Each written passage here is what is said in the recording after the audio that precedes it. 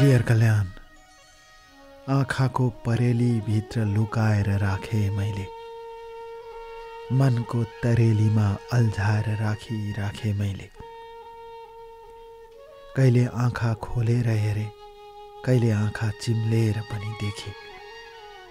देख्दिन भन्दा पनि झलझली देखिने ती तस्बिरहरू, हेर्दिन भन्दा भन्दै पनि मनभित्रै झलमल्ल बल्ने ती पुराना स्मृतिहरू। कहिले जिन्दगानीको भावनामा बगे, कहिले जिन्दगानीको यथार्थमा लडे। कहिले कसको कुरा सुने, कहिले कसको कुरा बुझे। मनभित्र मनन गर्दै गए, मनभित्र आँखा खोलेर हेरे, मनभित्रको आँखा फेरि बन्द गरेर हेरे। जहाँ जहाँ पुगेर हेरे, यी जिन्दगीका भोगाइहरू उस्तै उस्तै लाग्यो मलाई। कहिले आफू सपनामा छु कि भनेर आफैलाई चिमटिएर पनि हेरे। कहिलेकाहीँ सपनामा हुँदा विपनामै छु जस्तो गरेर मैले सपनालाई पार गरे। तिनै जीवनका यावत कुराहरू, तिनै जीवनका स्मृतिहरू आज तपाईँलाई लेख्न मन लाग्यो डियर कल्याण। म आज लेख्छु तपाईँलाई। थाहा छैन तपाईँ समक्ष कहिले पुग्छ र थाहा छैन तपाईँले यसलाई कहिले प्रसारण गर्नुहुन्छ, तर म लेखिरहनेछु निरन्तर यसरी नै।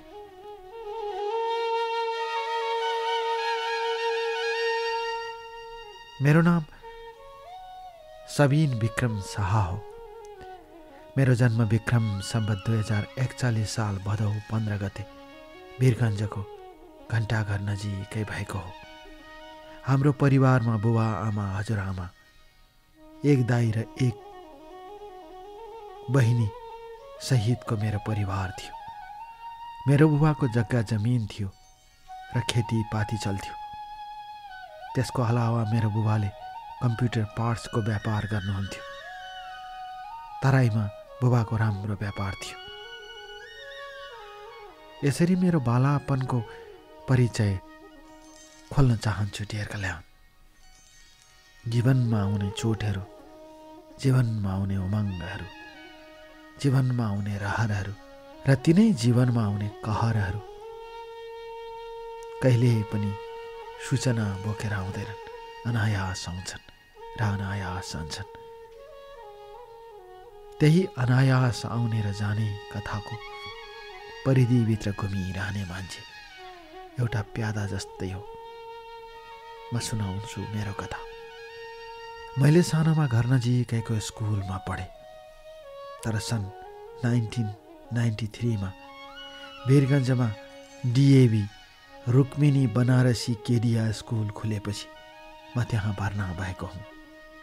मेरो मामा घर पनि वीरगञ्जमै थियो, त्यसैले मेरो बाल्यकाल वीरगञ्जमै बित्यो।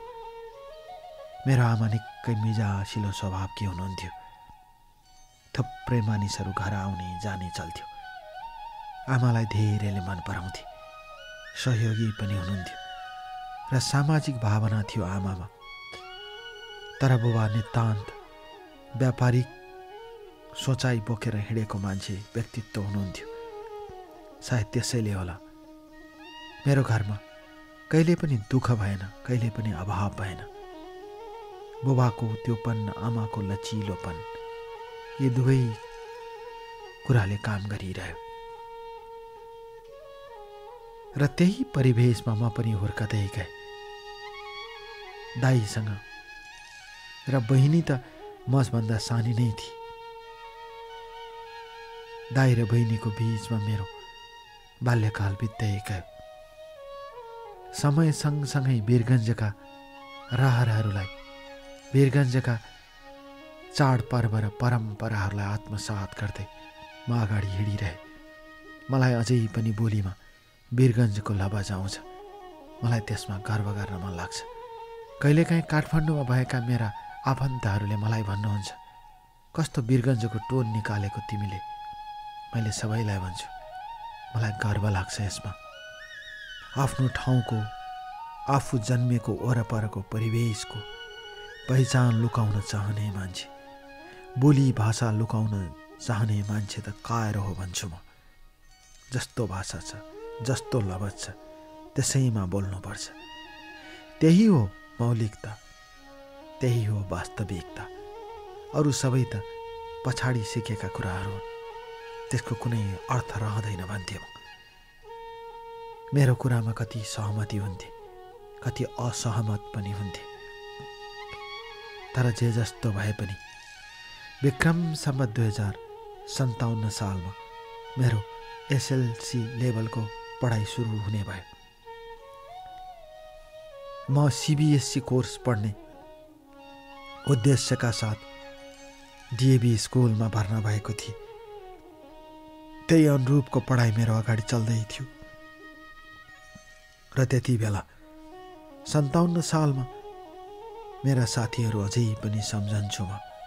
यतिखेर धेरै विदेशमा छन्, थोरै नेपालमा छन्।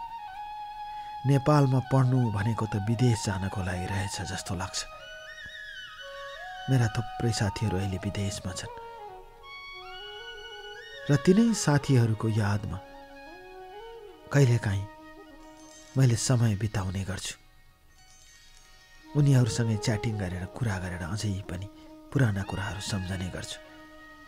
यसरी वीरगञ्जमा घरको राम्रो वातावरणमा मैले राम्रो स्कुलमा पढ्ने अवसर पाएँ।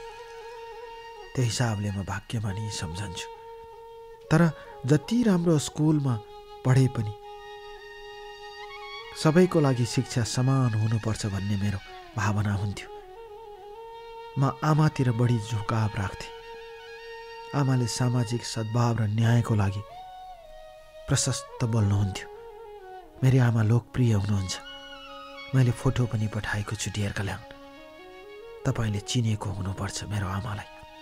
उहाँ सामाजिक अभियन्ता पनि हो। र त्यही आमाको प्रभावबाट म हुर्कदै गएँ। मलाई धनी भन्दा गरिब मान्छेहरू प्रिय लाग्थ्यो। सबै पुगेका भन्दा अभावमा बाँचेका मान्छेहरूसँग सङ्गत गर्न मन लाग्थ्यो। सायद मेरो आमाले सिकाएर होला। त्यही सिकाइको सँगसँगै मेरो परिवारमा म पृथक हुन्थेँ। मेरो बहिनी र मेरो दाइ मभन्दा पृथक थिए। उनीहरू धेरै मान्छेहरूसँग आउजाउ गर्दैनथे। सीमित मान्छे हुन्थे, सीमित साथीभाइ हुन्थे, त्यो पनि आफ्नै लेभलका। तर म जहाँ पनि पुग्थेँ। म वीरगञ्जका खेतबारीमा थुप्रै कुदेको छु। साइकलको पाङ्ग्रा फुकालेर सानो लौरीले हान्दै दौडेको छु। बुबाले गाली गर्नुहुन्थ्यो, दाइले गाली गर्नुहुन्थ्यो।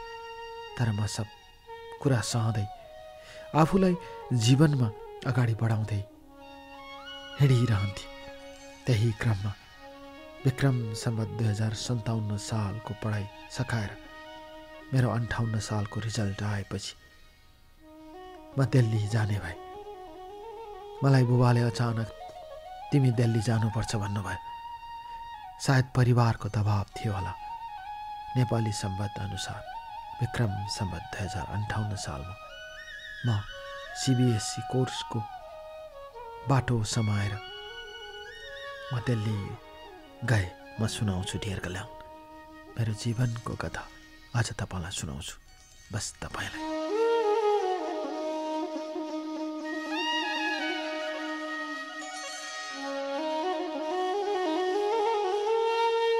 डियर कल्याण, समयले पछारेर लगे पनि, समयले घिसारेर लगे पनि, समयले उडाएर लगे पनि समयसँग चल्नु मान्छेको बाध्यता हो र व्यवस्था हो। मान्छेले हरेक कुरा बदल्न सक्छ, तर समयलाई बदल्न सक्दैन। समय चलिरहन्छ, समय हिँडिरहन्छ।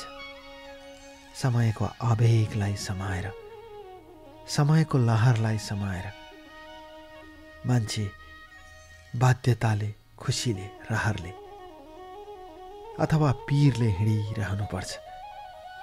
जीवन भनेको यात्रा हो, त्यसैले भनिएको हो। किनकि समयसँग हिँड्नै पर्छ, त्यसैले जीवन यात्रा हो। आज कहाँ हुन्छ मान्छे, भोलि कहाँ पुग्छ। बेठेकान छ मान्छेको जिन्दगानी। तर पनि मान्छे घमण्ड गर्छ, तर पनि मान्छे अहमता देखाउँछ, तर पनि मान्छे आफ्नो घमण्डमा चुर हुन्छ। सायद त्यसैलाई भनिन्छ होला जीवनको कथा, त्यही कथाको पाटो। म आज खोल्दैछु डियर कल्याण। यसरी विक्रम सम्वत 58 सालको भदौमा म दिल्ली गएँ। बुबा, मेरो दाइ र म, पछि आमा पनि आउनुभयो। दिल्लीको गोकुलधाम सोसाइटीको पार्कको ठिक पारी रहेको सप्तऋषि अपार्टमेन्टमा मेरो बस्ने ठाउँ बन्यो। त्यहाँ बुबाको एकजना साथी हुनुहुन्थ्यो। उहाँ अविवाहित हुनुहुन्थ्यो। डाक्टर सुबोध कर्ण हो उहाँको नाम, र उहाँ पेसाले शिक्षक हो। राजीव गान्धी युनिभर्सिटीमा पढाउनुहुन्थ्यो। त्यो बाहेक दिल्लीका थुप्रै स्कुलहरूमा, कलेजहरूमा पढाउनुहुन्थ्यो। मभन्दा पहिला मेरो दाइले त्यहीँ बसेर पढेको, त्यही अपार्टमेन्टमा। डाक्टर सुबोध कर्ण र म त्यहीँ बसेर दिल्लीको रोहिणीमा रहेको द हेरिटेज स्कुलमा पढ्ने भए। सप्तऋषि अपार्टमेन्टको 5औं तल्लामा बस्थे म। डाक्टर सुबोध कर्णको चेला भएर बस्थे म। उहाँले हरदम पढ्नुपर्छ भनेर सिकाउनुहुन्थ्यो। बुबा आउँदा, आमा आउँदा, दाइहरू आउँदा निर्वाध रूपले बस्ने मेरो बुवाको प्रिय साथी हो। तन्तरमा चल्थ्यो र माया पनि असाध्यै हुन्थ्यो दुवैजनाको। मेरो बुबाले हमेसा गुनासो गर्नुहुन्थ्यो, यसले किन विवाह गरेन। पहिला पहिला त यसले सानो सानोमा लभ लेटर लेख्थ्यो स्कुलमा। मैले कतिचोटि पुर्याइदिएको। बुबाले जिस्काउनुहुन्थ्यो। बहुत ती कुरा छोड भन्थ्यो, बहुत ती कुरा छोड भन्नुहुन्थ्यो उहाँले। मलाई उहाँहरूको बहस कुराकानी असाध्यै मन पर्थ्यो, आत्मीयता थियो। त्यही सप्तऋषि अपार्टमेन्टमा बस्थे म। उहाँ बिहानै जानुहुन्थ्यो, बेलुका आउनुहुन्थ्यो। एकजना करिब 50 वर्षकी महिला हुनुहुन्थ्यो। उहाँले रेखदेख गरिदिनुहुन्थ्यो। दिउँसो आएर खानासाना, रोटीसोटी बनाइदिने सबै काम गर्नुहुन्थ्यो। म त्यहाँ एक्लो भएको अनुभव गर्थेँ। एक दिनको कुरा हो डियर कल्याण। म कहाँबाट सुरु गरौँ मेरो कथा। म एक दिन त्यही पार्कमा गएको थिएँ, गोकुलधाम सोसाइटी पार्क। एक्लै गएको थिएँ। त्यति बेला मैले त्यहाँ 2 जना केटीहरू भेटेँ। तिनीहरू नेपालीमा बोलिरहेका थिए। एकजनाले भन्दै थिए, त्यता नजाउँ न, यतै बसौँ। अर्कोले भन्दै थिए, होइन, अलि परसम्म घुम्न जाउँ न। चिटिक्क मिलेको लुगा लगाएका, शालीन देखिने, सरल देखिने ती केटीहरू। मलाई बोल्न मन लाग्यो, तर बोल्ने कसरी, बहाना त चाहियो नि। म बहाना खोज्दा खोज्दै तिनीहरू त्यहाँबाट हाँस्दै कुरा गर्दै निस्किए। अर्कोले भने, म नेपालबाट फर्किएपछि तँलाई भेट्न आउँछु भन्दै तिनीहरू हिँडेको मैले सुने। यिनीहरू नेपाल जाने रहेछन् जस्तो लाग्यो। त्यसपछि वास्तै भएन। दिनहरू बित्दै गयो, हप्ता बित्यो, महिना बित्यो। एक दिन म त्यही सुबोध अङ्कलसँग त्यही गोकुलधाम सोसाइटीको पार्कमा गएको बेला मैले फेरि तिनीहरूलाई देखेँ। तर त्यति बेला थुप्रै केटाहरू थिए। त्यसमध्येको 2 जना मध्ये एकजनालाई चिने मैले, तर बोल्ने कुरा थिएन। तिनीहरूले अचानक सुबोध अङ्कललाई देखेपछि बोल्न आए, नमस्कार भन्दै सबैले आदर गरे।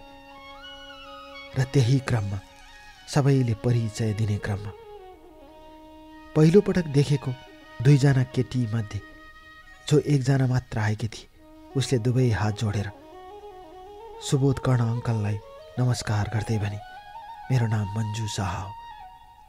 त्यसपछि मैले थाहा पाएँ त्यो केटीको नाम मन्जु शाह रहेछ।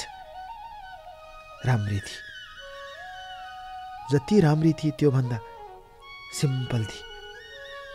त्यति बेला उसले आफ्नो परिचय दिँदै जाँदा पछाडिबाट एकजना केटीले भने, ऊ त क्लासको फर्स्ट केटी हो भनेर कसैले उसको तारिफ गरिदियो। सुबोध कर्णले स्याबासी दिनुभयो र भन्नुभयो, मेरो अपार्टमेन्टमा पनि आउन सक्छौ तिमीहरू, एक दिन कार्यक्रम गरौँला भन्नुभयो। सबैजना खुसी भए र त्यहाँबाट छुट्टियो। मैले पारी जाँदासम्म मन्जु शाहलाई हेरिरहेँ डियर कल्याण। किन हेरेँ मलाई थाहा छैन, हेर्नुको पनि तरिका हुन्छ। मलाई उसको सरलपन मन पर्यो। थोरै बोली, अलिअलि काली काली, पातली, तर हिस्सी परेकी हो। हाँस्दा सेता दाँत देखाएर हाँस्ती हो। मलाई उसको अनुहारले छोयो, उसको हाँसोले छोयो। एकै पटकको हाँसोले किन छोयो मलाई थाहा छैन, तर त्यतिकैमा त्यहाँबाट छुट्यौँ र हामी घर आयौँ। त्यो दिन अङ्कलले बेलुकाको खाना बनाउनु भयो। खाना खायौँ, म पढ्न कोठामा गएँ। म जाने बेला उहाँले भन्नुभयो, भोलि तिम्रो बुबा आउँदै हुनुहुन्छ र आमा पनि। म खुसी भएँ। नभन्दै अर्को दिन बुबा आमा आउनुभयो। बहिनी आई, त्यहाँ करिब 15 दिन बस्नुभयो। साह्रै रमाइलो भयो र उहाँहरू जानुभयो। बुबा आमा गएपछि मलाई फेरि न्यास्रो अनुभव हुन थाल्यो। त्यो दिल्लीमा पढ्न जाने आउने त थिँदै थियो। मैले असाध्यै राम्रो स्कुल पाएको थिएँ। द हेरिटेज स्कुल भनेपछि दिल्लीमा राम्रो स्कुलमा गनिन्छ। म स्कुल जाने आउने चलिरहन्थ्यो, तर जता गए पनि मन्जु शाह कतै भेटिन्छ कि जस्तो लाग्थ्यो। किन लाग्थ्यो, के कारणले लाग्थ्यो? भेटिनलाई लाग्यो कि छुट्टिनलाई लाग्यो? कहाँबाट सुरु गरौँ मेरो कथा? कसरी भनौँ डियर कल्याण मेरो कथा? तर खै कुन्नी किन हो, आज तपाईँलाई दिल खोलेर सुनाउन मन लागेको छ। मेरो जीवनको कथा, बस मेरो आफ्नो कथा।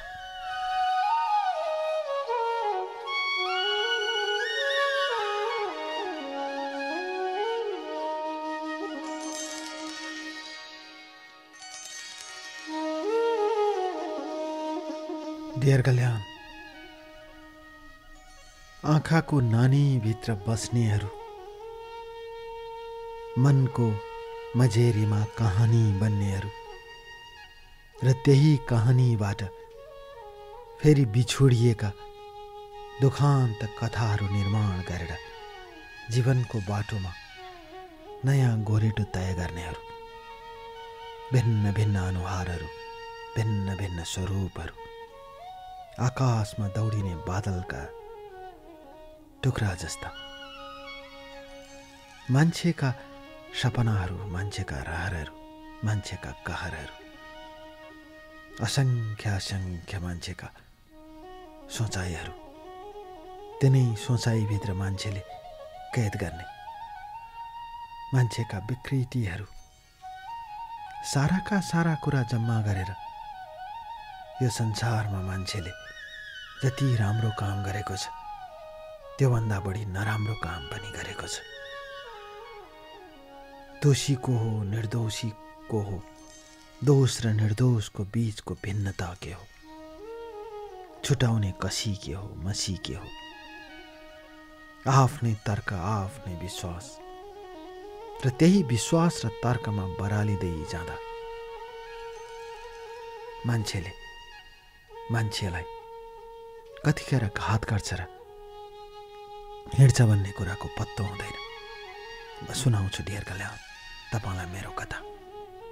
यसरी मन्जु शाहले ब्रह्मशक्ति पब्लिक स्कुलमा पढ्थे। यो पढाइको कुरामा असल थिए भन्ने कुराको पहिलो परिचयबाट थाहा भयो। म हेरिटेज स्कुलमा, यी दुवै स्कुलमा भिन्नता थियो। मेरो परिवेश र उसको परिवेश फरक भन्ने कुरा यसैबाट थाहा हुन्थ्यो। डाक्टर सुबोध अङ्कलले एक दिन सबैलाई फेरि आफ्नै अपार्टमेन्टमा जम्मा गर्नुभयो। 14 जना एउटै उमेरका सबैजनासँग भेटघाट गराउनु भयो। त्यो दिन उहाँले नै खानेकुराको व्यवस्था गर्नुभएको थियो र मन्जु पनि आएकी थिए। र त्यही बेला मन्जुको र मेरो परिचय भएको हो डेरगल्यान। म बस्ने अपार्टमेन्टमा सुबोध अङ्कलले नै परिचय गराइदिनु भएको। मेरो नाम, मेरो बुबाको नाम, मेरो घर, सबै कुरा। र त्यति बेला थुप्रै मेरा साथीहरू बने, नेपाली मुलुकका विभिन्न किसिमका पेसा अगालेका आफ्ना अभिभावकहरूका ती छोराहरू। कोही साथी बने, कोही बन्न सकेनन्। तर मन्जुको केसमा चाहिँ म उसको अलिकति नजिक भएर उसलाई हेर्ने कोसिस गरेको थिएँ, त्यसकारण ऊ नजिक भई। त्यो दिन छुट्टिने बेला मैले उसको नम्बर मागेको थिएँ। उसले ल्यान्डलाइनको नम्बर दिएकी थिए। अरूहरूको पनि नम्बर मागे मैले, फेरि उसको मात्रै माग्दा नराम्रो होला भनेर फोन लेनदेन भयो। र ती बीचहरूमा कुरा भइरहन्थ्यो अरू साथीहरूसँग। कसैसँग थोरै भयो, कसैसँग केही समय भयो, तर मन्जुसँग निरन्तर कुरा हुन थाल्यो। मन्जुको बुबा दिल्लीमा ट्याक्सी चलाउनुहुन्थ्यो। पछि ट्याक्सीको व्यवसाय गर्न थालेपछि आर्थिक अवस्था सामान्यभन्दा माथि थियो। मन्जु जेठी छोरी, उसको सपना थियो मेडिकल लाइनमा केही गर्ने, डाक्टर बन्ने। बुबाले सक्नु भएन भने नर्स त बन्न सक्छु भन्ने उसको सोचाइ थियो र ऊ डाक्टर बन्ने सोचाइमा हिँडेकी थिए। एकजना भाइ।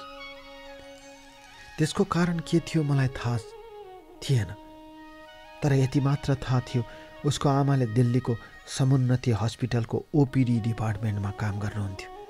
सामान्य कर्मचारी, कुनै ठुलो पदमा होइन। त्यो परिवारको परिचय त्यति नै थियो, तर राम्रोसँग बस्न सक्ने र खान सक्ने हैसियत बनाइसकेको त्यो परिवार। लाउने खानेकुरामा कुनै दुःख थिएन। यसरी मन्जुको परिचय मैले आफ्नो हिसाबले पाएँ र पछि अङ्कललाई सोद्धा उहाँले मैले जुन उसको बारेमा परिचय र उसको कुराहरू थाहा थियो त्यो सबै कुरा अङ्कलसँग रुजु गर्दा सही निक्लियो। 100मा 100% सही निक्लियो। र एक दिन उहाँले मलाई मन्जुको घरमा लिएर पनि जानुभयो। र त्यति बेला मेरो मन्जुको बुबासँग, आमासँग र उसको भाइसँग पनि परिचय भयो। र उसको आमाले भन्नुभयो, आउने जाने गर्दा हुन्छ, हामी त सानो मान्छे, हजुरहरू त ठुलो मान्छे भन्नुभयो। मलाई कता कता नरमाइलो लाग्यो। म ठुलो होइन, म पनि सानै हो भने। त्यसपछि एक दिन मन्जुले मलाई घरमा बोलाइ, भाइको बर्थडे भनेर। मैले अङ्कललाई सोधेँ, जाउँ न त भनेपछि म गएँ। उसको स्कुल नजिकै थियो र उसको बस्ने अपार्टमेन्ट पनि नजिकै थियो। म पुगेँ। म पुग्दा त्यहाँ पहिले परिचय भएका अरू साथीहरू पनि आएका थिए। मैले एउटा गिफ्ट लगिदिएको थिएँ र त्यति बेला भाइको बर्थडे मनाएर फर्कदा बाहिरसम्म मन्जु मलाई पुर्याउन आए। धेरै खुसी लाग्यो तपाईँ आउनु भएकोमा। मलाई त असाध्यै खुसी लाग्यो। धेरै धेरै धन्यवाद छ भने। बाहिर बाटोसम्म ऊ छोड्न आए मलाई पनि खुसी लाग्यो। बाहिर एकछिन उभिएर कुरा गर्यो। त्यसपछि उसको बुबाले खटाइएको एकजना उसको बुबाकै ट्याक्सीमा मलाई घरसम्म पुर्याउने व्यवस्था गरियो। म आफै जान्छु भन्दा मान्नु भएन कसैले र म घर आएँ। त्यसपछि हाम्रो निरन्तर संवाद हुँदै गयो। बिस्तारै बिस्तारै संवादले नयाँ रूप लिँदै गयो। हामी एकअर्कालाई मन पराउन थाल्यौँ।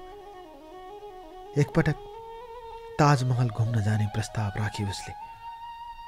मैले अङ्कललाई भने। उहाँले अनुमति दिनुभयो। हामी दुवैजना ताजमहलमा गयौँ। त्यति बेला मन्जुले मलाई कता कता मन पराएको छनक दिए, तर उसले बोलिने। बोल्नु त केटा मान्छेलाई नै पर्छ। मैले मन्जुलाई मन पराएको कुरा गरेँ। उसले होइन होला भने। मैले हो, मैले तिमीलाई मन पराएँ भने। यही ताजमहलको अगाडि, यही मायाको प्रतीकको अगाडि म तिमीलाई भन्छु, मन्जु, मैले तिमीलाई मनले चाहेको र आँखामा राखे पनि नबिजाउने जस्तो लागेर आज तिम्रो अगाडि यो कुरा भनिरहेको छु। यदि तिमीलाई अन्यथा लाग्दैन भने म तिमीलाई माया गर्न चाहन्छु। मैले यही भने। त्यो उमेर, त्यो बयस, त्यो बेला मान्छे अन्धो हुन्छ भन्छन् डियर कल्याण। सायद म पनि अन्धो भए। मेरो अन्धोपनमा मन्जु पनि अन्धी भए र उसले स्वीकारे। अझ उसले भने, माया गर्छु भन्न त सजिलो छ, जीवनभर निभाउन गाह्रो हुन्छ। तपाईँ सक्नुहुन्छ? उसले यस्तै प्रश्न गरे। मैले सक्छु भने र ऊ खुसी भए। त्यसपछि हामी बीचमा मायाको बाढी झ्याङ्गिँदै गयो, फैलाउँदै गयो। एक दिन मलाई राम्रोसँग याद छ, मन्जुले आफ्नो अपार्टमेन्टमा बोलाइ। म गएँ। त्यति बेला भाइ स्कुलबाट टुरमा गएको थियो, बुबाआमा काममा। उसकै अपार्टमेन्टमा नजिकिँदै हामीले पहिलो पटक सेक्स गर्यौँ। पहिलो सेक्स। ऊ धेरै रोइ। मलाई अझै पनि याद छ। बाहिर पानी परिरहेको थियो। दिउँसोको बेला। दिल्लीमा गर्मी असाध्यै थियो डियर कल्याण। झ्याल बाहिर परिरहेको पानी। हामी भित्र थियौँ। त्यो पहिलो सेक्स मलाई अझै पनि याद आउँछ। हिजो जस्तो लाग्छ, तर जुग बितिसक्यो। कसरी मान्छेका सपनाहरू समयले भगाउँदै लान्छ। त्यो दिनको झरीले भगाएको मेरो सपनाको कथा म आज सुनाउँछु डियर कल्याण तपाईँलाई। बस तपाईँलाई सुनाउन चाहन्छु।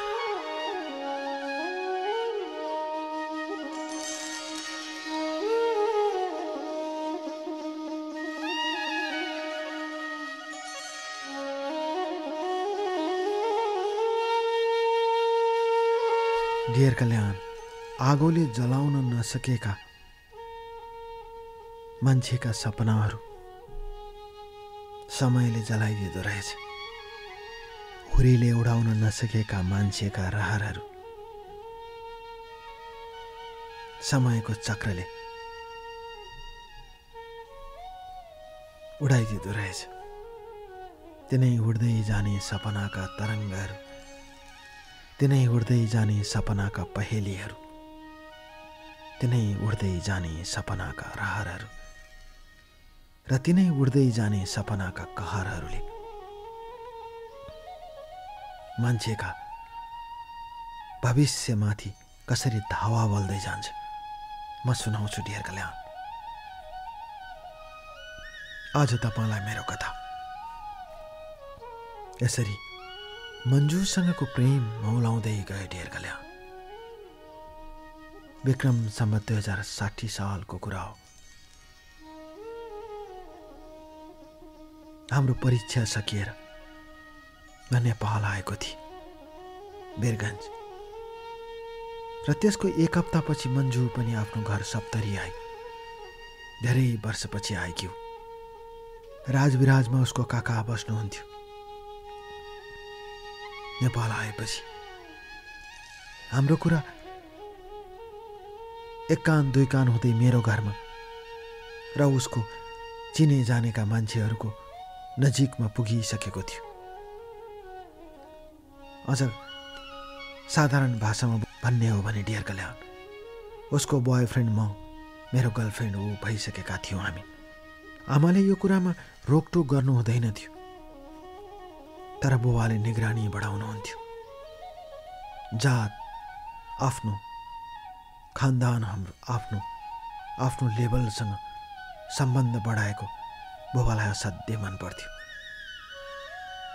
तर आमालाई सामाजिक न्यायको लागि लडेको मन पर्थ्यो।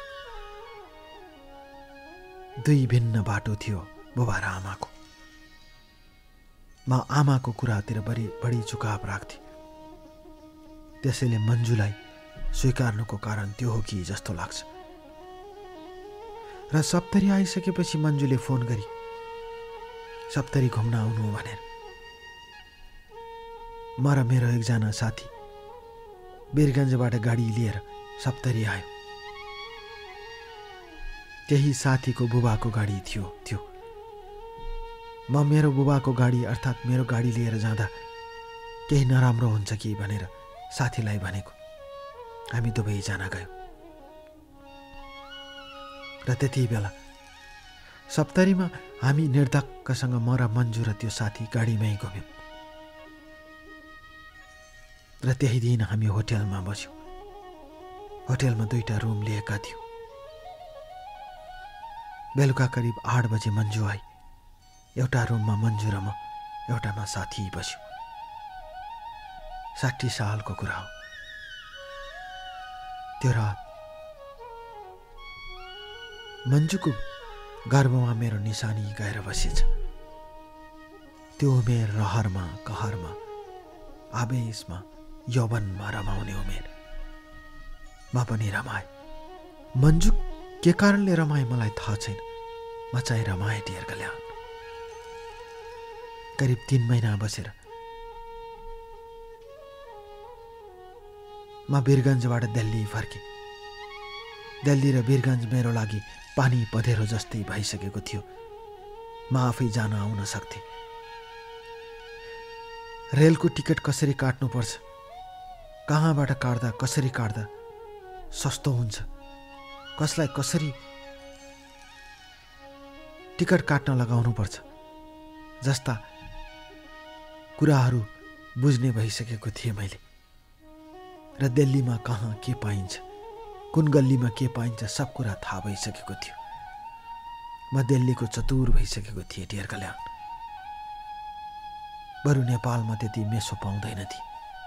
म दिल्ली फर्केँ, त्यही अङ्कलको डेढा। त्यति बेला बुबाले काठमाडौँको बुढा नीलकण्ठमा घर किन्नु भएको थियो। मलाई राम्रोसँग याद छ।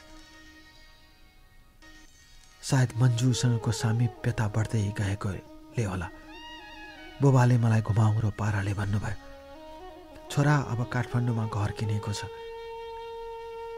आमा जान मन गर्दैन, दाइको पनि विदेश जाने चक्कर चलिसक्यो, ऊ अब जान्छ, तिमी काठमाडौँ बसेर पढ्नुपर्छ, त्यसैले काठमाडौँ आउने जो हो गर भन्नुभयो। म सक भएँ। र त्यही दिल्लीमा बस्दै जाँदा मन्जु एक दिन मलाई भेट्न आई र उसले भने म आमा भन्ने भए। त्यो दिन जिन्दगीमा पहिलो पटक झस्किए म डियर कल्याण। मेरो अनुहारबाट खलखली पसिना बग्यो उसको कुरा सुनेर। उसले भने तिमी किन यसरी डढाएको, तिमीलाई म प्रति माया छैन भनेर मन्जुले प्रश्न गरी। मैले त्यसो होइन भनेर टाढे। तर म ऊबाट भाग्न चाहन्थे।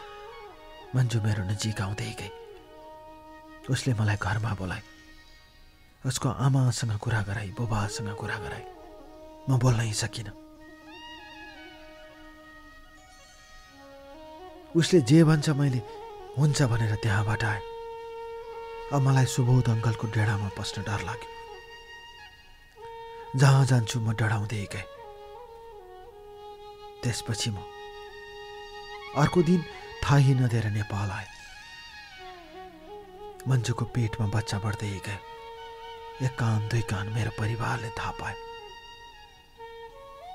त्यसपछि मेरो बुबाले मलाई 2 झापड कसेर हान्नुभयो र भन्नुभयो, जात फाल्ने गुन्द्रुकको झोलमा तिनीहरू मधेसका शाहहरू हुन्। तिनीहरूको पानी समेत चल्दैन। थुक्क भनेर मलाई थुकिदिनु भयो बुबाले। डियर कल्याण, त्यो दिन मलाई गलपासो लगाएर मर्न मन लाग्यो। तर दाइ र आमाले सम्झाए जे भयो भइसक्यो, अब मिलाउनु पर्छ। त्यसपछि सुबोध अङ्कललाई यो कुरा पुग्यो। अङ्कलले मलाई बोलाउनु भयो, तर बुबाले जान दिनु भएन। मलाई काठमाडौँ पठाइदिनु भयो। मन्जु रुन्थी कराउँथी। मन्जुलाई धेरै परिवारले दबाब दियो, बच्चा फ्याँक भनेर। तर मन्जुले म मर्छु तर बच्चा जन्माउँछु भने ऊ आँटिली थिए। विक्रम सम्वत 2061 सालमा उसले बच्चा जन्माए। उसकै आमाले काम गर्ने हस्पिटलमा मैले फोटो पनि पठाएको छु डियर कल्याण। त्यसपछि म झन् परिबन्धमा परे। लुकेर भागेर दिल्ली जान्थे, उसलाई भेट्थे। ऊ मेरो हो भन्ने थाहा थियो। डाक्टर पढ्न खोजे कि त्यो केटीले मेरो कारणले पढ्न सकिने। मैले उसलाई स्वीकार्ने निधो गरेँ र उसलाई स्वीकारेर दिल्लीमा बस्न थालेँ। मेरो पढाइ बिग्रियो, उसको पनि पढाइ बिग्रियो। त्यसपछि मेरो परिवार र उसको परिवारले दुवैको सहमतिमा हामी नेपाल आयौँ। नेपाल आएपछि मन्जुसँगको सम्बन्ध राम्रो रहेन। सधैँ झगडा पर्न थाल्यो। घरमा उसलाई राम्रो व्यवहार गरेन मेरो परिवारले, मलाई थाहा छ। त्यसकारण ऊ मसँग रिसाउँथे, म पनि कराउँथे। हाम्रो मुद्दा चल्यो र हामी त्यसपछि सम्बन्ध विच्छेद गर्ने अवस्थामा पुग्यौँ। म सुनाउँछु डियर कल्याण। एउटा सानो मायाले देखाएको बाटो, एउटा सानो गोरेटोले कोरेको मायाको यात्रा कसरी टुट्दै जान्छ र कसरी सम्बन्धका पर्खालहरूले मान्छेलाई अप्ठ्यारोमा पार्दै जान्छन्। म सुनाउन चाहन्छु आज तपाईँलाई मेरो कथा। यी जीवनका अनेक अवशेषहरू, अनेक कुराहरू, यावत कुराहरूले अप्ठ्यारोमा पार्दै लाग्यो। मेरो परिवारले मन्जुलाई दबाब दिन थाल्यो। ऊ सप्तरीमा आफ्नो अङ्कलको घरमा जान्थे। कहिलेकाहीँ बच्चा बोकेर दिल्ली जान्थे। दिल्लीबाट फेरि आउँथे। उसलाई अनेक दबाब दियो। यो बच्चा हामी स्वीकार्छौँ, तिमी यहाँबाट जाऊ भन्ने मेरो परिवारले घुमाएर दबाब दिन थाल्यो। पछि आमाको पनि सहमति हुन थाल्यो। आमाले केही गर्न सक्नु भएन। मेरो परिवार, मेरो मामाहरू साराका सारा मिलेर निरीह मन्जुलाई मेरो घरबाट लखेट्ने मात्र होइन, उसलाई सम्बन्ध विच्छेद गर्न लगाए र वीरगञ्जमा एक टुक्रा जमिन घडेरी दिएर उसलाई सम्बन्ध विच्छेद गर्न लगाए।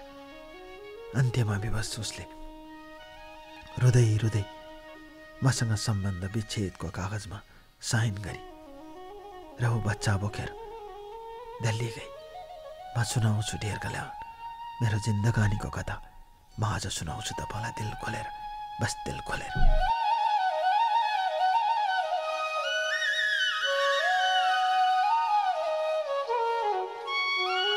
डियर कल्याण, आकाशबाट झरेका पानीहरू थोपा थोपा बनेर पहाडबाट झर्दै, हिमालबाट झर्दै, कान्लाबाट झर्दै खोलामा परिणत हुन्छन् र खहरे खोला बन्छन्। तिनै खहरे खोलाले बगाउँदै बगाउँदै आवाज निकाल्दै सुसेल्दै पानी वन जङ्गल सोहोरेर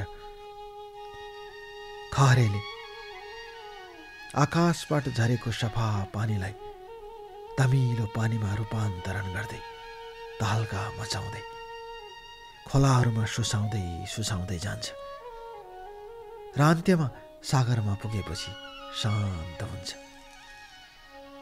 र त्यही शान्तपनलाई सुसेल्न सागरले छाल निकाल्दै किनारलाई छुनाउँछ। सायद त्यसैले होला समुद्रका छालहरू किनार छुन युगौँदेखि लागिरहेका छन्, तर कहिल्यै पनि सक्दैनन्। यो जीवनको अर्थ पनि त्यही हो डियर कल्याण। मान्छे जहाँ पुगे पनि, जति ठुलो भए पनि एक दिन त्यही छाल जस्तै किनार छुने बहानामा कहाँनिर गएर अस्ताउँछ थाहै हुँदैन। तर पनि मान्छेभित्र घमण्ड यथावत हुन्छ। यसरी मेरो परिवारले मन्जुबाट मलाई छुटाइदियो। म पनि यस्तो भयो कि मन्जुबाट छुटिएर मैले राम्रो काम गरे जस्तो लाग्यो।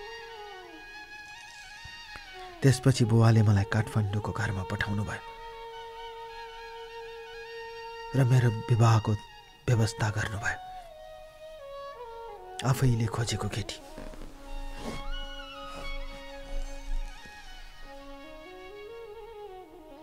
काठमाडौँ वनस्थलीकी मेरो अहिलेको श्रीमती डियर कल्याण।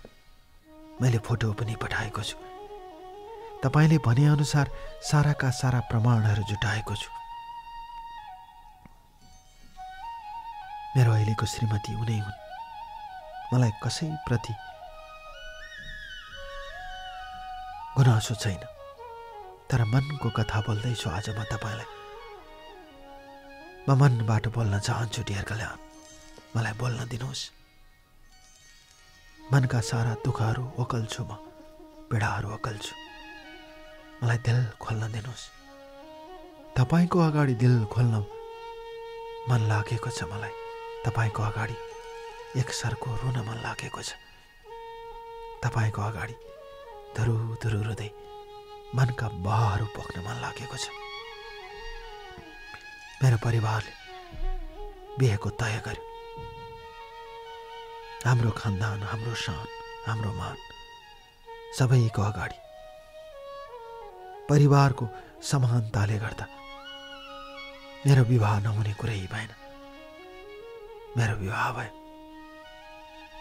मेरो विवाह भएको दिन मन्जुले एकजना साथी मार्फत बधाई पठाए। त्यही दिल्लीको साथी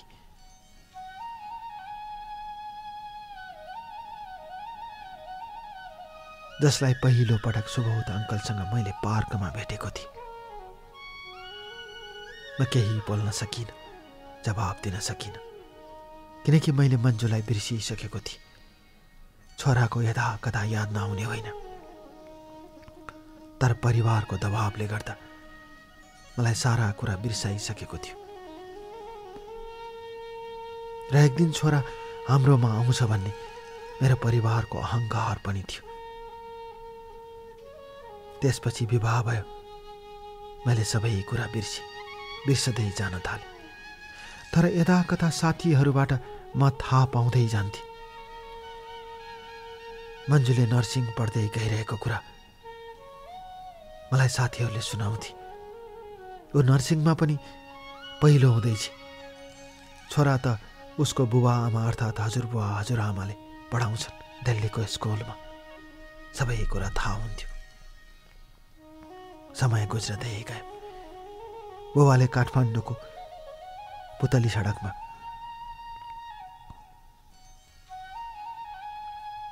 कम्प्युटर पार्ट्सको अफिस राख्नु भएको थियो। त्यहाँ पनि सप्लाई चल्थ्यो। ठुला ठुला ब्याङ्कहरू, ठुल्ठुला एनजिओ आइएनजिओहरूमा सामान पुग्थे। मलाई हेर्ने जिम्मा दिएको थियो। म हेर्थेँ। तर कता कता मन्जुप्रति मैले घात गरेको जस्तो अनुभव हुन्थ्यो डियर कल्याण मलाई। म घर जान्थेँ। श्रीमतीसँग बस्थेँ। केही नमिले जस्तो, केही नभए जस्तो, केही छुटिए जस्तो हुन्थ्यो मलाई। तर पनि विवाहित श्रीमतीबाट पनि बच्चा हुने भयो। खुसीको सीमा रहेन। नहोस् पनि कसरी। साराका सारा मानिसहरू बोलाइयो। मेरो श्रीमतीले छोरीलाई जन्म दिइन्।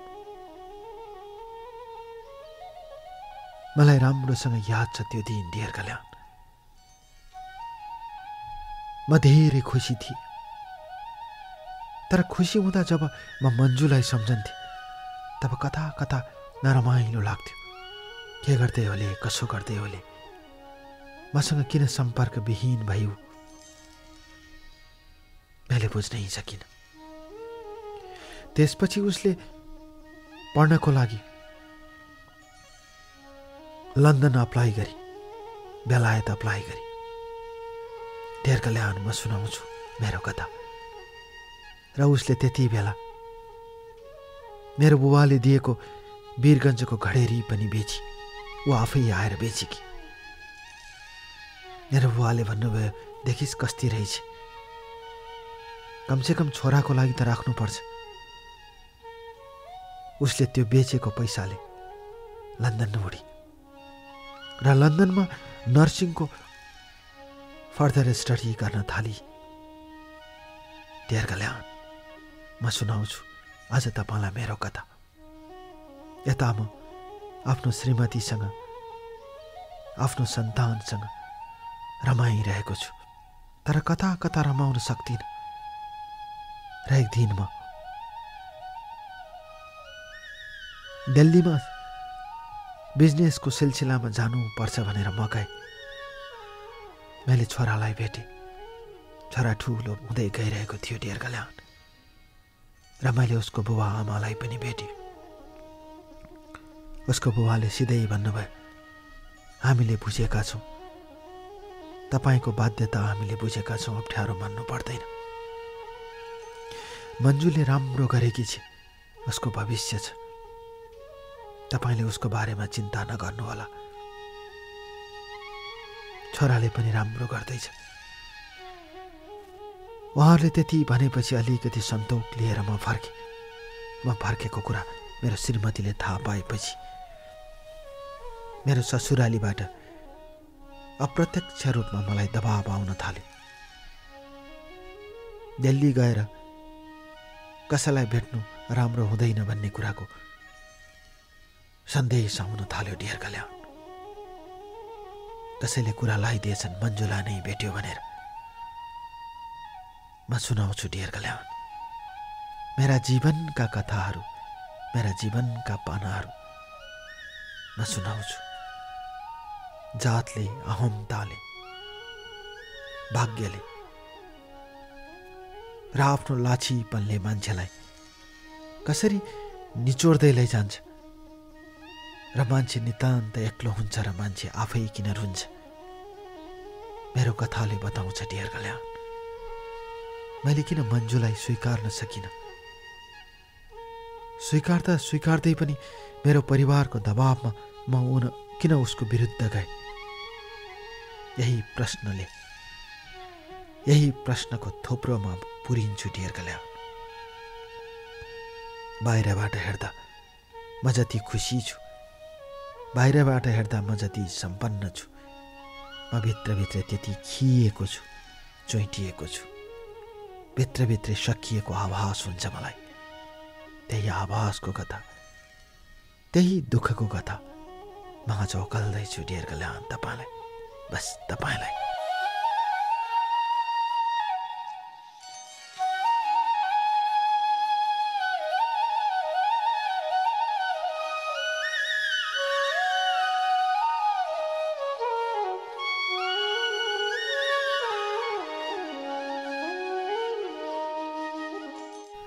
डियर कल्याण, आँखाले भेट्न नसकेका क्षितिज पारेका दृश्यहरू, आँखाले केलाउन नसकेका दूर बस्तीका सम्झनाहरू, हृदयभित्र कतै अट्न नसकेका क्षितिज पारेका साम्राज्यहरू,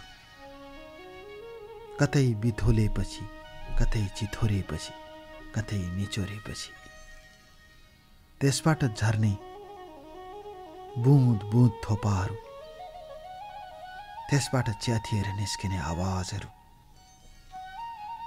सबै कुराले हृदयलाई तरङ्गित पर्छ। त्यही तरङ्गको कुराले मान्छेलाई असफलताको दोसाँधमा लगेर अल्झाउने गर्छ र बिजाउने गर्छ। म सुनाउँछु डियर कल्याण, जिन्दगीका यी हिस्साहरूमा देखिने पीडाहरू आज म सुनाउँछु। मन्जु पढाइमा राम्रो थिए, सब चीज राम्रो थियो, तर मेरो परिवारले स्वीकारेन र म परिवारको विरुद्ध विद्रोह गर्न सकेन र मैले परिवारको कुरा स्वीकारेर परिवारको बाटोमा हिँडेँ।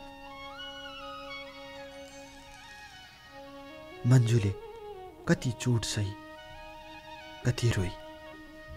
बुबा आमालाई दुःख दिँदैन भनेर उसले दिल्लीमा कति ठाउँमा काम गरेर पढी। पढ्दा पढ्दै उसले सफलता हात पारी। उसले दिल्लीबाट बेलायतको प्रतिष्ठित कलेजमा पढ्ने अवसर पाई र छोरालाई त्यही दिल्लीमा छोडेर ऊ गई।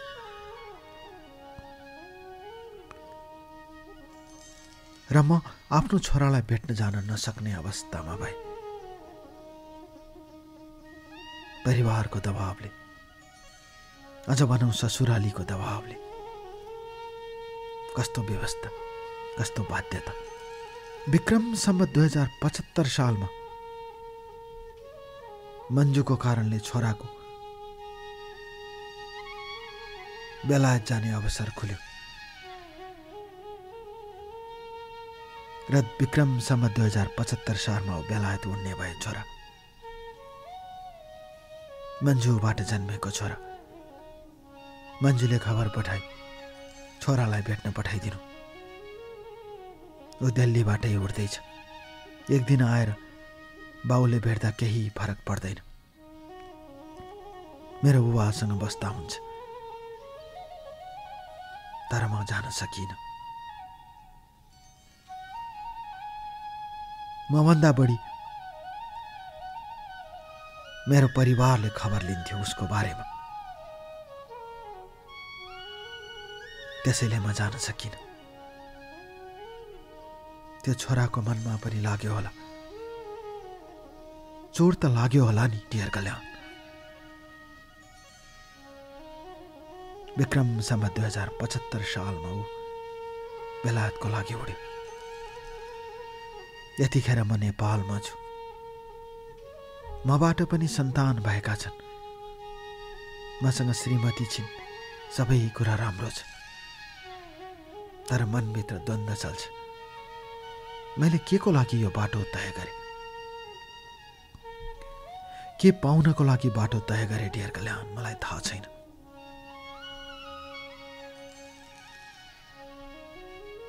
छोरा पनि बेलायत पुगेपछि मलाई छोराले फ्रेन्ड रिक्वेस्ट पठायो। मैले स्वीकारेँ, तर त्यो मन्जुको थियो भन्ने कुरा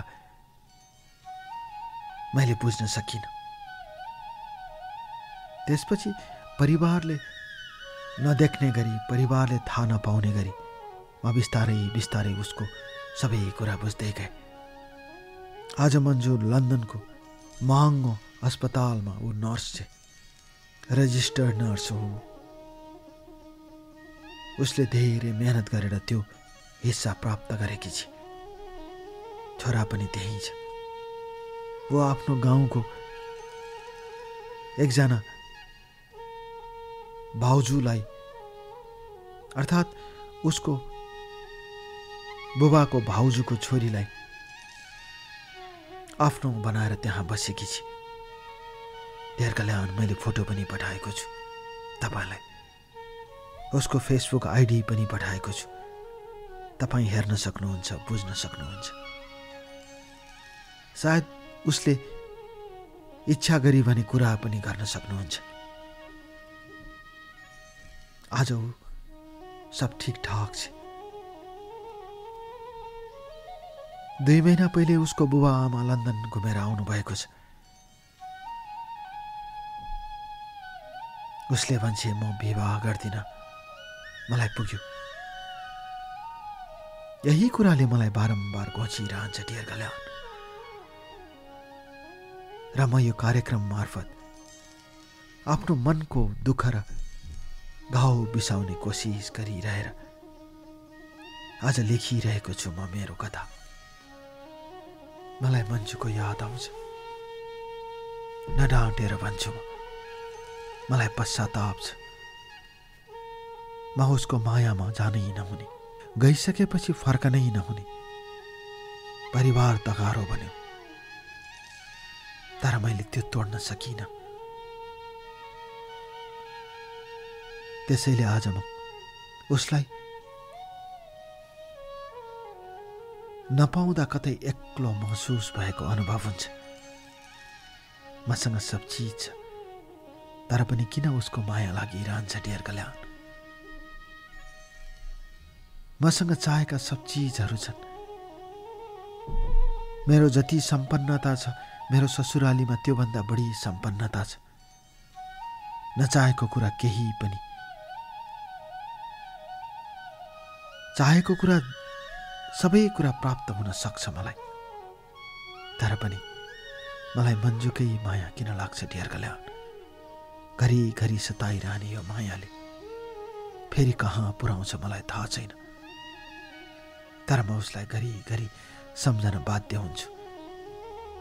उसलाई चोट दिए, उसलाई अप्ठ्यारोमा पुर्याए। उसले दिल्लीमा खाना नखाएर काम गर्दै पढेको घटना जब उसका साथीहरूले सुनाउँछन् तब मनमा उदेक लागेर आउँछ। त्यो पुरानो हिस्सालाई सम्झन्छु म। त्यसैले यो कार्यक्रम सुनिरहनुभएका सबैलाई भन्न चाहन्छु, प्रेममा झाल झेल गर्नु हुँदैन। जसलाई आफ्नो ठानियो स्वीकार्नुपर्छ। दुःख पनि स्वीकार्नुपर्छ, सुख पनि स्वीकार्नुपर्छ। त्योभन्दा अर्कोसँग सुख मिल्छ भनेर बाटो बदल्नु हुँदैन प्रेममा। कहिलेकाहीँ बाटो उल्टो भइदिन्छ। जसँग सुख मिल्छ भनेर गयो उसैसँग सुख नमिल्न सक्छ र मिल्छ भन्ने केही ग्यारेन्टी हुँदैन। जीवन लामो छ, त्यसैले साँचो प्रेमलाई स्वीकार्नुपर्छ। मैले मन्जुलाई स्वीकारेर परिवारलाई छोडेको भए के बिग्रन्थ्यो। छोरा मसँग हुन्थ्यो, ऊ मसँग हुन्थे। कमसेकम पछुताउने बाटो त हुँदैन थियो। यतिखेर म पुराना कथाहरू सम्झेर, पुराना हिस्साहरू सम्झेर त्यो ताजमहल अगाडि बसेर मन्जुसँग खाएका भाकाहरू सम्झेर बरालिन्छु, एक्लो हुन्छु, गुनगुनाउँछु। यो जिन्दगी यस्तै रहेछ। यही कार्यक्रम मार्फत मन्जुलाई भन्न चाहन्छु, मन्जु यो जिन्दगी यस्तै रहेछ। तिमीप्रति त्यति पाप सोचेको थिइनँ मैले, तर समयले, परिस्थितिले, भाग्यले मलाई तिमीसँग छुट्यायो। तिमीलाई घरमा ल्याएर राख्नु मेरो गल्ती थियो। तिमीले छोएको पानी चल्दैन भनेर मेरो परिवारले भनेपछि तिमी रुने नै भयो। तिमी रोदा मैले तिम्रो आँसु पुछिनँ। मैले परिवारको साथ दिएँ। तिमीलाई घरबाट निकालियो, तिमी रुँदै गयो। छोराले तिम्रो पछि लागेर गयो, नत्र मेरो परिवारले छोरा दिन चाहँदैन थियो। तर आज तिमी सफल भयो। छोरालाई पनि सफलताको शिखरमा पुर्याउँदैछु। तिमीलाई धेरै धेरै शुभकामना। म जहाँ छु जस्तो छु, बाहिर हेर्दा धेरै राम्रो छु, तर भित्र तिमीलाई अझै पनि उत्तिकै माया गर्छु। तिम्रो विवश श्रीमान हुँ म। व्यवस्थामा बाँचेको एउटा केटा मान्छे हुँ म। बस व्यवस्थामा, बस व्यवस्थामा।